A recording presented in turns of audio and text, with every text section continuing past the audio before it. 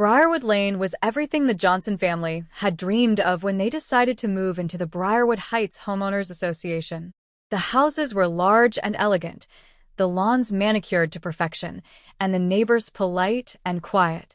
It was a place where nothing seemed out of the ordinary, until the day they met the last resident of number 46.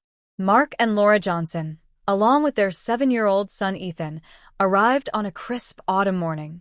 The HOA committee greeted them warmly with fresh baked goods, welcome baskets, and the community's rulebook, which was unusually thick.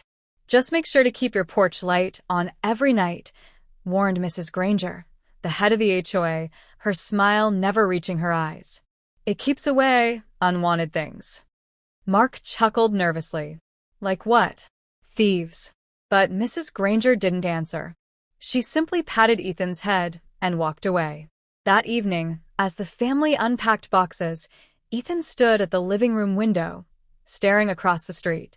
"Mom," he whispered, "there's a girl in the window over there." Laura looked. Number 46, the house opposite theirs, stood silent and empty, or so they thought. A small pale face, framed by dark hair, stared from the upstairs window. "Sweetie, I think you're just tired," she said. But when she turned to look again, the face was gone. The next day, Mark asked a neighbor about the house. "No one's lived in number 46 for years," said Mr. Patel, lowering his voice. "Not since the Henderson girl disappeared." Poor child. Strange things started happening after that. Lights flickering, voices in the night. People say her spirit never left. Mark laughed nervously. "A ghost story? Really?" But that night, their porch light burned out. Laura woke suddenly to a soft tapping on the window. She pulled back the curtain and gasped. There stood the pale girl, her dark eyes wide, pressing her hand against the glass. "Help me," the girl mouthed, before vanishing into the darkness. The next morning, Mark replaced the porch bulb with a new one, extra bright. But Ethan said the girl had come into his room that night. "She said the HOA made her stay here," he whispered. "They trapped her." Laura felt a cold knot in her stomach. She remembered Mrs. Granger's strange words. Why was the HOA so obsessed with the porch lights? Why such thick rulebooks? Desperate for answers, Mark visited the town library. Deep in the archives, he found records of Briarwood Heights, built in 1923 on the ruins of an old orphanage, destroyed in a fire that killed 13 children, including a girl named Abigail Henderson. Abigail's face in the old newspaper photo was the same face Ethan had seen. Shaken, Mark returned home to find their porch light smashed again. That night, Laura awoke to footsteps creaking down the hallway. She reached for Mark, but the bed beside her was empty. She found him downstairs, standing motionless at the front door, hand on the knob. "She wants me to let her in," he said in a hollow voice. "She's cold, so cold."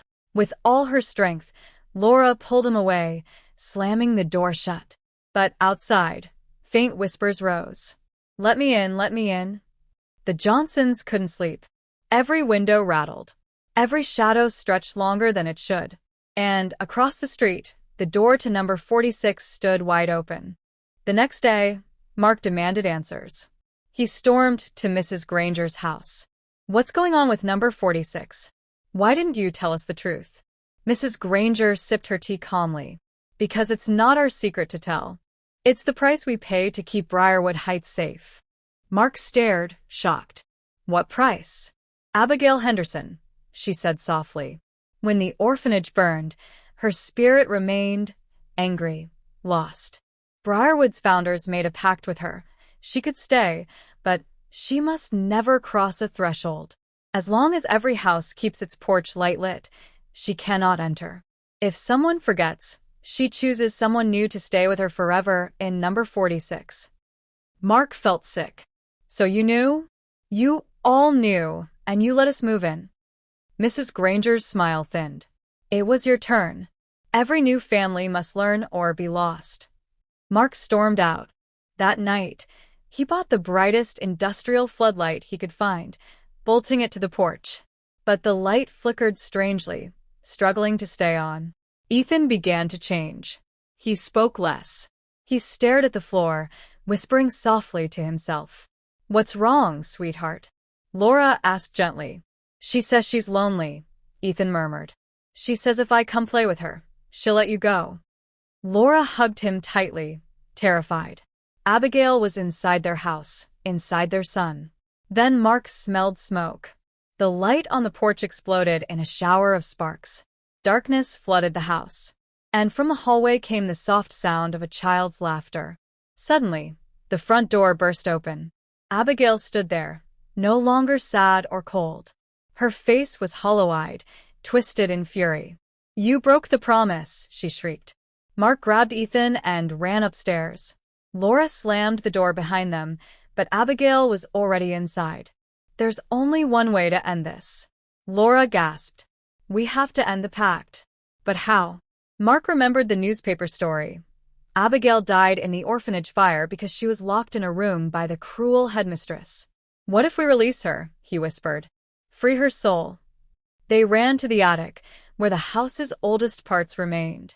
Behind a rotting wall panel, they found something horrifying: an old charred doll, a child's necklace, and burned papers from the orphanage. Mark gathered the items and whispered, "Abigail, we're sorry. You can go now. You're free." A sudden cold wind swept through the house. Abigail appeared before them, not twisted, but a little girl again, her eyes wet with tears. "I can go," she whispered. "Yes," Laura said softly. Abigail smiled and faded into the light. The air warmed. The shadows vanished. The porch light flickered back to life on its own. The nightmare was over. Or so they thought. The next day, the HOA held an emergency meeting. Mrs. Granger announced with a satisfied smile, "Briarwood Heights is safe again. The Henderson girl has moved on. But remember, the pact remains. Another spirit may come. Keep your porch lights on." Always. The Johnsons moved away within a week. But at night, the residents of Briarwood swear they hear the sound of childish laughter coming from number 46. And the porch light of that house? It never turns off.